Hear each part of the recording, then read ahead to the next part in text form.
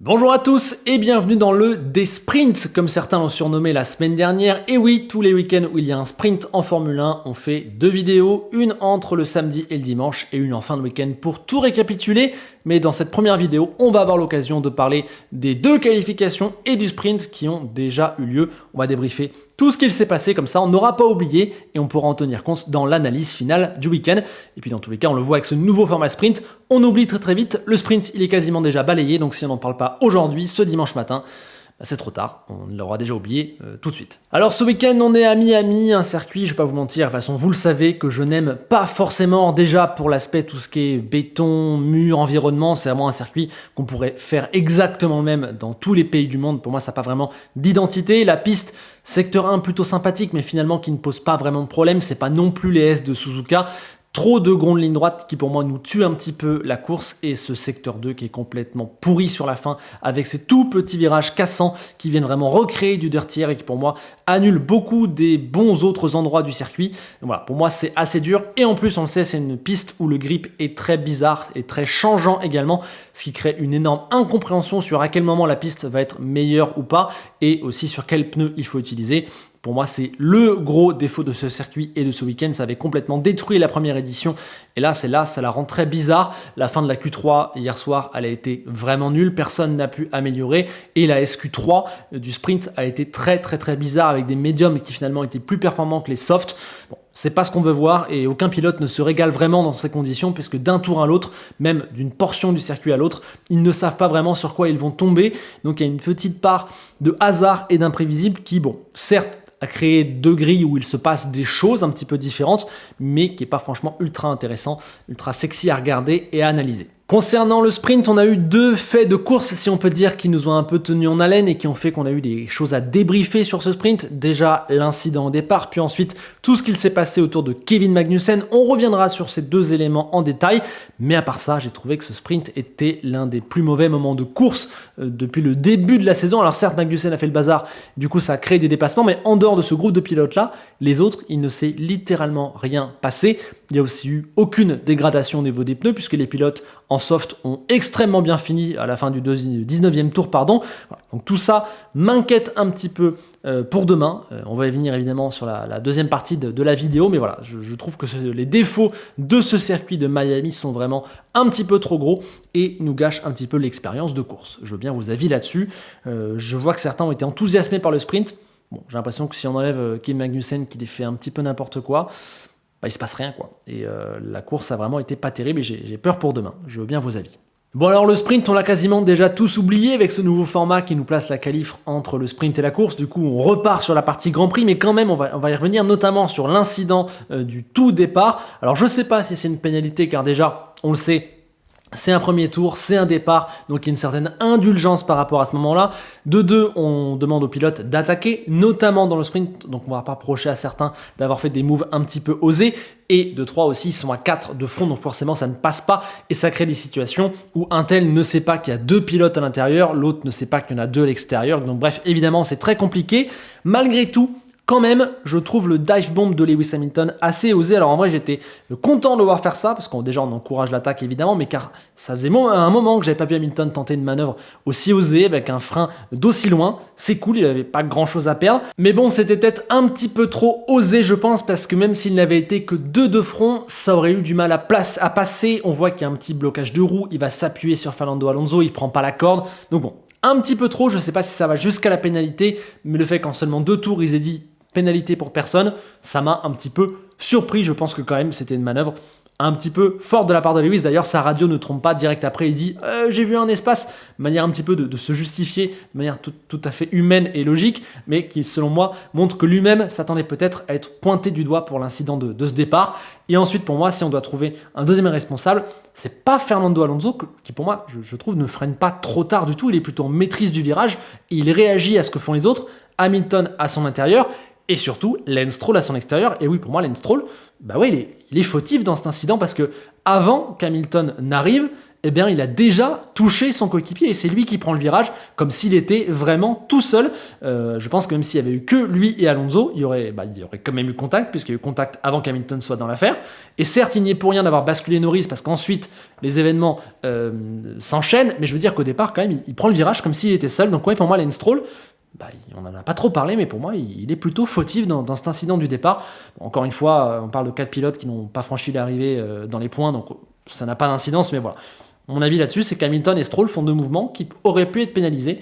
Je veux bien vos avis dans les commentaires. L'autre grand sujet, l'autre grand débat de ce sprint, c'est le comportement, la défense de Kevin Magnussen. Est-elle problématique ? Alors déjà, il coupe la chicane. Alors oui, il a clairement gagné un avantage grâce à ça. Il a été plus vite, c'est une évidence. Mais voilà, j'ai été surpris qu'il prenne 10 secondes et de manière aussi rapide, parce qu'on a vu plein de pilotes couper des chicanes et gagner un avantage, même si c'était pas forcément dans un duel, et ne rien prendre du tout. J'ai un souvenir là comme ça de Sainz dans la dernière chicane au Japon il y a un petit mois. Bon voilà, ok, pourquoi pas, mais bon, il n'a pas non plus gagné de fou. Hamilton était au DRS dès le tour d'après, et voilà, si on fait ça, il faut vraiment le faire à tout le monde. On sait en plus que ce virage, c'est facile de se rater et d'être obligé de couper.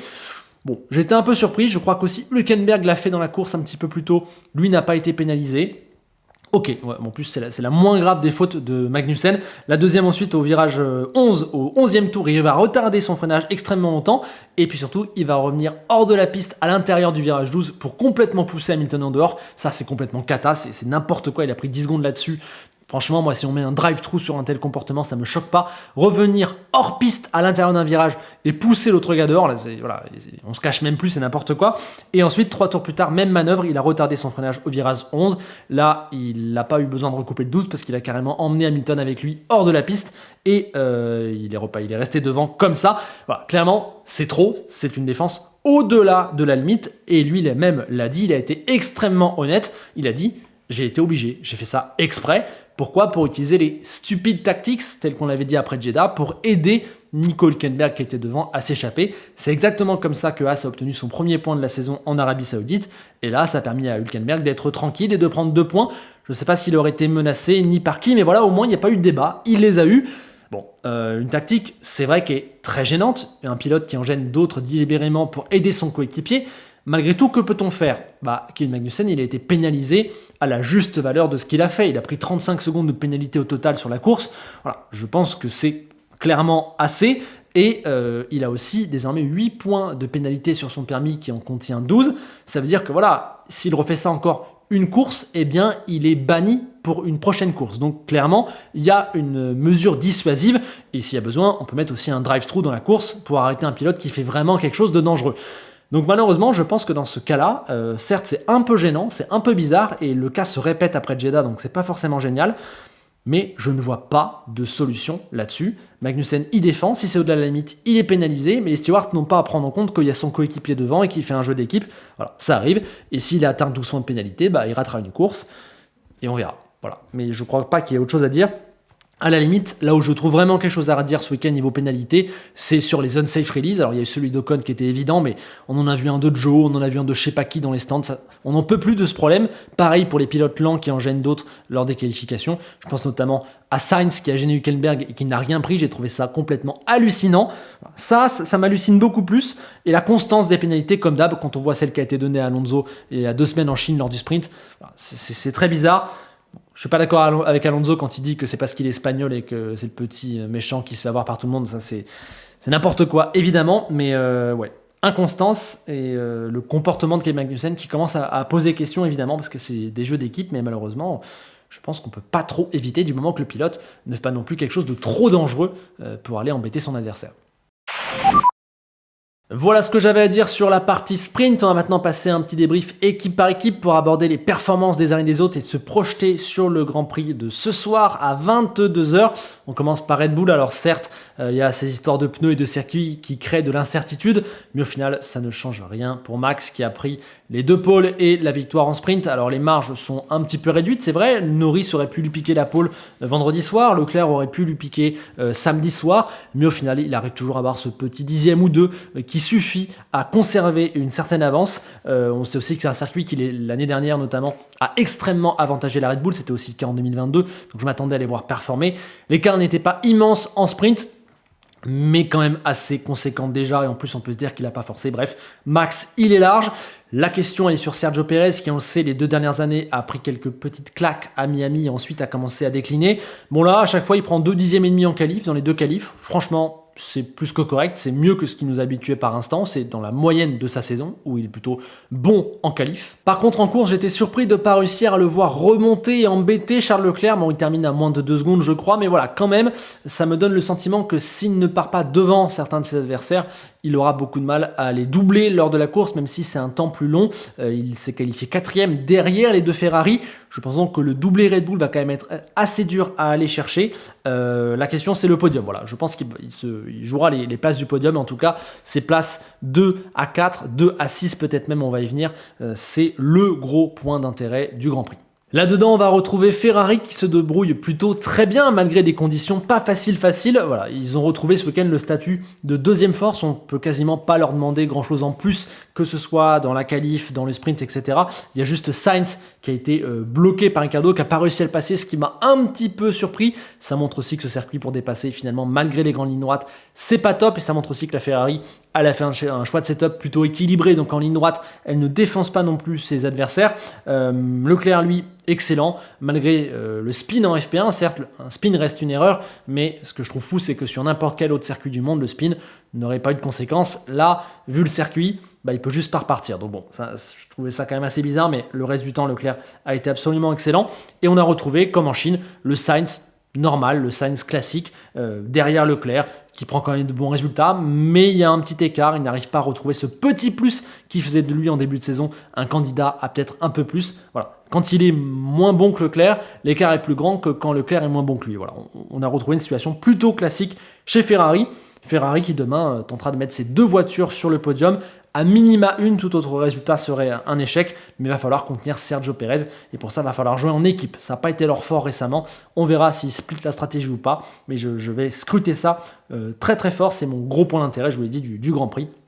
Comment Ferrari va faire face aux 3 voitures derrière elle qui tentent de lui voler le double podium. Le podium, il n'y en aura peut-être pas pour McLaren ce week-end et c'est une belle déception puisque voilà, ils ont amené 11 upgrades, c'est quasiment une McLaren bis dans cette saison 2024. En SQ1, en SQ2, ils étaient très très fortes, on se disait qu'ils allaient pouvoir jouer la pole. Finalement, rien du tout, 6e et 9e sur la grille. Un sprint malheureusement, bon, Piastri est resté coincé à sa 6e place et Norris a été mis dehors au départ. Et même là, dans la qualif du Grand Prix, seulement entre guillemets 5e et 6e. Belle déception. Attention, je pense que les pneus et le circuit tout rendent tout ça très bizarre, donc c'est pas forcément représentatif du niveau de cette McLaren bis. Je pense qu'on va attendre des circuits classiques, Imola notamment, pour en savoir un petit peu plus. Il y a un vrai trompe-l'œil. Il faut aussi dire que les 2 dernières années, ce circuit avait été particulièrement catastrophique pour eux. C'est une piste qu'ils n'ont pas l'air d'aimer beaucoup, donc finalement peut-être qu'être 5-6e sur cette mauvaise piste pour eux, c'est pas si mal. Mais on va pas se mentir, c'est une déception pour l'instant jusque-là, les voitures orange, et Ferrari leur a repris 8 points dans le sprint. On verra dans le Grand Prix justement s'ils peuvent s'accrocher à Perez, s'accrocher au Ferrari. Généralement, on sait qu'ils ont du mal à doubler, mais ce week-end, ils ont l'air d'avoir une bonne vitesse de pointe, plus que d'habitude. On verra. Il faut aussi noter que Oscar Piastri est bien dans le coup ce week-end. Il a fait 2 bonnes qualifs, il a fait un bon sprint. Voilà. Il est un petit peu mieux que ce qu'il n'avait été, j'ai trouvé, sur les 3-4 derniers week-ends. Mercedes, elle aussi, a apporté beaucoup d'upgrades, mais finalement, c'est toujours pareil. Ça oscille entre la 5e et la 4e force du plateau, avec une voiture qui est, ma foi, très capricieuse et surtout extrêmement changeante, très dure à comprendre. La radio d'Hamilton en qualif, c'était incroyable. Début de Q1, il dit « Waouh, la voiture a du grip, c'est génial ». La Q2, elle se passe très bien. Et la Q3, la voiture, elle disparaît. Et le dernier commentaire à la radio d'Hamilton, c'est « Il n'y a pas de grip ». Donc bon, c'est vraiment, ça illustre à quel point cette voiture, elle est bizarre et franchement, elle manque encore largement de performance. Voilà, double élimination en Q2 dans la qualif du sprint, seulement entre guillemets 6e, 7e et 8e pour la qualif du Grand Prix, c'est pas non plus fou. Il ne touche pas les McLaren et les Ferrari. Hamilton qui a quand même galéré à dépasser Magnussen alors qu'il a une Haas. Ça rappelle qu'en Chine, il avait mis 17 tours à dépasser la Haas de Hülkenberg. Ça montre que la Mercedes, elle fait pas vraiment la grosse différence même face à ce style de voiture.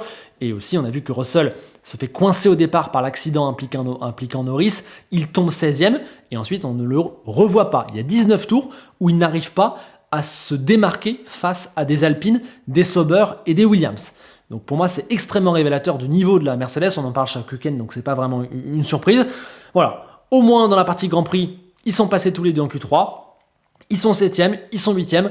Bon, on va en venir dans la dernière partie de cette vidéo, mais en toute logique, c'est dans ces eaux-là qu'on devrait les retrouver demain. Ils ne devraient pas toucher au top 6.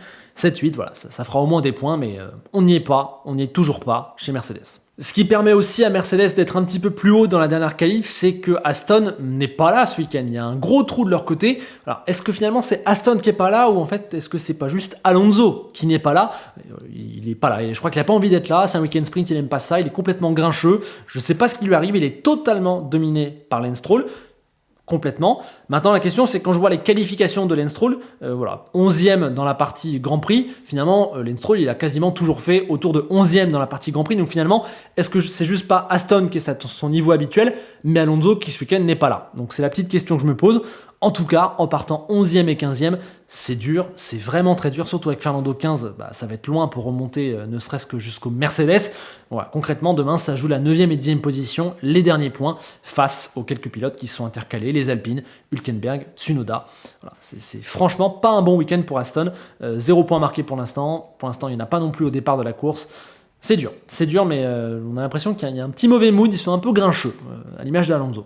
C'est tout l'inverse du côté de Racing Bulls qui a clairement le sourire avec 6 points marqués lors du sprint. C'est vraiment incroyable. 6 points, c'est quasiment doubler leur total. Ils ont 13 points maintenant sur une course sprint où il n'y a que le top 8 qui en marque. Voilà, je pense qu'ils n'auraient jamais cru si on leur avait dit ça. C'est génial et je me demande si cette équipe n'est pas doucement en train de devenir ce qu'on pensait qu'elle serait cet hiver. Le poil à gratter des top teams, en tout cas, c'est très bien avec un Daniel Ricciardo qui s'est incrusté en SQ3, qui a fait un sprint parfait. Je ne le pensais pas capable de retenir derrière lui une Ferrari et une McLaren, même si c'est dans un certain contexte sur ce circuit et dans une course sprint, mais bravo, ça prouve aussi qu'il y a une vraie renaissance de son côté et que voilà, fallait pas l'enterrer trop vite. Et on l'avait dit dès le Japon, il y avait du mieux, la Chine c'était devant, et là c'est franchement très bien. Il faut pas oublier que Tsunoda aussi, il perf, il a été prendre le dernier point du sprint, il a juste raté son tour de SQ1 pardon, et ça a été l'inverse pour Ricciardo en Q1, il a raté son tour à son tour avec cette question de pneus, d'incompréhension sur la voiture, les destins vraiment inversés pour les deux pilotes dans la partie sprint et dans la partie Grand Prix. En tout cas, très positif pour Wecarb qui doit continuer d'accumuler les points et les bonnes choses. Tsunoda, il est bien pour demain, il va viser les points face à Stroll et Hülkenberg. Et Ricciardo, il part 20e avec en plus sa pénalité. Voilà, il n'y a rien à perdre, il va peut-être tenter une stratégie décalée, il va lâcher les chevaux, il va s'amuser, il va tenter de doubler. Voilà. Positif, très positif pour Racing Bulls, enfin. Et on pourrait faire quasiment le même constat pour As qui a pris 2 points dans un sprint, c'est quand même assez incroyable. Et oui, la voiture elle a de la performance et ils accumulent, ils engrangent des points. Ça fait de l'avance désormais sur Alpine, sur Sauber, sur Williams, c'est très important. Moi je les voyais prendre 5 points sur l'entièreté de la saison, ils en ont désormais 7, notamment grâce à la tactique de Kevin Magnussen, mais aussi à un Nico Hülkenberg absolument génial, incroyable pour moi sur ce début de saison. Il y a Verstappen devant, il y a les 2 pilotes Ferrari peut-être, on peut discuter avec Norris, mais franchement Hülkenberg il est là-haut quoi, c'est un des 5 meilleurs pilotes de ce début de saison. Il a atteint les 2 Q3, il a fait un sprint parfait. Demain il va encore permettre à As de jouer les points, il part 9e. Chapeau, et encore une fois, bravo Audi, allez le chercher, c'est un excellent choix. Ça montre aussi ce que As va perdre quand il va partir. Magnussen n'est pas capable de telles performances, même s'il arrive à être utile à sa manière. Et Birman, si c'est lui qui le remplace, ne sera qu'un rookie. Donc attention As, s'ils perdent Hülkenberg, ils vont perdre 90% de leurs points. Donc il faudra peut-être y penser sur le mercato. On continue d'avancer avec Alpine qui va mieux. Voilà, je crois qu'il y a 3 passages sur 4 possibles en Q2. On voit clairement que ce week-end, ils sont devant Sauber, devant Williams. Ça se confirme avec 2 pilotes en plus proches. Il y a eu cette 9e place dans le sprint porteuse d'espoir. Je dis attention puisque devant Norris, Russell, Hamilton, Magnussen, Alonso et Stroll ont tous eu des problèmes ou des pénalités. Donc bon, ça embellit, mais ce qui est clair, c'est qu'Alpine va dans le bon sens, c'est clairement pas encore ce qu'ils voudraient. En plus, la qualif du Grand Prix n'a pas été totalement réussie, même s'ils sont 12e et 13e, ce qui est plutôt très bien pour eux. Voilà. Ils espèrent mieux, mais par rapport à où ils étaient il y a 3 Grands Prix et il y a 5 Grands Prix, ça avance dans le bon sens, c'est ce qu'on leur demandait. On va voir, demain, ils sont 12-13e à la porte des points, on verra si ça s'ouvre. À la régulière, je pense pas, mais c'est de plus en plus proche. Sauber, quant à elle, elle a redisparu après ce week-end en Chine où, comme par magie, elle avait bien marché. C'était très bizarre. Là, voilà, je crois qu'il y a 4 éliminations en Q1. Il n'y a juste rien à espérer. Le rythme n'est pas là. Ils sont trop derrière ceux qui visent les points. Et je pense que demain, ça risque d'être assez déprimant. avec en plus une ambiance un peu bizarre. Je ne sais pas si vous avez suivi ce qui se passe autour de Bottas. Déjà, il y a la question du contrat, de l'arrivée d'Hülkenberg, bon, ça crée un petit froid. Et en plus, quand il est arrivé à Miami, il a eu la surprise d'apprendre que son ingénieur de course avait été remplacé. Donc voilà, j'ai l'impression que c'est en train de partir un peu en eau de boudin, c'est un peu bizarre. Et pour terminer, on a Williams qui avait des espoirs ce week-end avec des upgrades, un circuit qui devait mieux lui convenir, plus de sérénité. Eh ben non, toujours pas, c'est encore très dur, ils n'ont toujours pas trouvé la clé. Les Racing Bulls, les Haas, les Alpine sont encore plus performantes qu'eux, ils n'y sont pas encore. Quant à Sargent, j'ai envie de dire que presque c'est bien. Alors, en tout cas, c'est un peu mieux. Il n'est qu'à 1/10 d'Albon dans la qualif du Grand Prix, à 2 doigts de passer en Q2. Il a fait la P10 en sprint, même si, comme pour Gasly, évidemment, il y a beaucoup d'éléments qui ont joué devant lui et qu'Albon partait des stands. Mais bon, voilà. J'ai envie de penser qu'il est à 2-3 détails près de tourner enfin les choses un peu en sa faveur. Ce ne sera pas non plus foufou, mais voilà, il y a peut-être un petit peu du mieux. Et il y a beaucoup de rumeurs, il y a beaucoup de pression autour de son cas. Apparemment, on a décidé de le laisser tranquille au moins jusqu'à la trêve. C'est une bonne décision. Voilà. Laissons-lui encore 4-6 mois pour voir. Il le mérite, au moins. Allez, pour terminer, on se projette sur le Grand Prix. Que va-t-il se passer? Bon, pour la première place, je vois pas comment Max peut être embêté, sauf accident au départ, sauf erreur ou sauf problème mécanique. Voilà, la victoire, elle est pour lui avec quoi, 20 secondes, 25 secondes d'avance, c'est plus ou moins ce que j'imagine. Par contre, derrière, P2 à P6, les deux Ferrari, Perez, les deux McLaren. Ça va être dur de doubler sur ce circuit. Perez, généralement, c'est un circuit qu'il n'aime pas trop. Les McLaren, elles sont un petit peu moins bonnes en course, mais elles ont réglé certaines de leurs défauts. Et je pense qu'on va voir le fruit de leurs upgrades peut-être lors de la course. En plus, vu que les setups ont changé par rapport au sprint, c'est pas forcément évident de se projeter. Bon voilà, j'ai envie de penser quand même que Leclerc, vu ce qu'il a montré jusque-là, s'il prend un départ sans embûche, la P2 ou à minimal podium, ça semble bon pour lui. Derrière, la bataille entre Norris, Perez et Sainz, je pense qu'elle va être vraiment très intéressante à voir.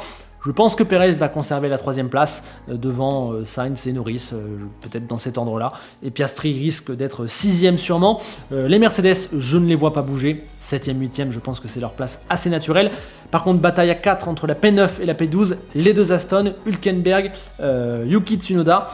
Et j'ai envie de penser, vu ce qu'on a vu sur les rythmes de course ces derniers week-ends, sans embûche évidemment, j'ai envie de me dire que ces deux derniers points sont plutôt pour Hülkenberg et Lance Stroll. Vous me direz ce que vous en pensez. Alonso part quand même d'assez loin et il performe moins bien ce week-end. Ensuite, je vois un groupe avec les deux Alpines, Magnussen et Alexander Albon, qui risquent de se faire des batailles, plus un Daniel Ricciardo qui va remonter de sa dernière place. Un groupe de battus, hein. Normalement, si les points s'ouvrent, ce sera même pas pour eux, c'est un petit peu trop loin. Et puis bon voilà, le trio de fond normalement, Sargent, Bottas, Joe. Ça me semble être les pilotes qui risquent d'être le plus décrochés de par leur voiture, leur rythme et leur position de départ. Voilà, c'était mon analyse des deux qualifs et du sprint. J'espère que vous avez apprécié. N'hésitez pas à poser un like si c'est le cas et à vous abonner. Je vous attends évidemment en commentaire pour recueillir vos avis, vos impressions, vos notes. Allez-y, lâchez-vous, on en discute. On se retrouvera évidemment pour un débrief. Je ne sais pas en revanche quand, peut-être lundi si j'y arrive, mardi, mercredi, je ne sais pas. Ça risque d'être un petit peu compliqué sur cette fin de week-end, donc on fera au mieux pour couvrir ce Grand Prix. Je vous tiendrai au courant évidemment. Voilà, je crois qu'on a tout dit. Un bon Grand Prix à tous ce soir à 22h et on se quitte avec Enzo Ferrari qui tient à nous rassurer.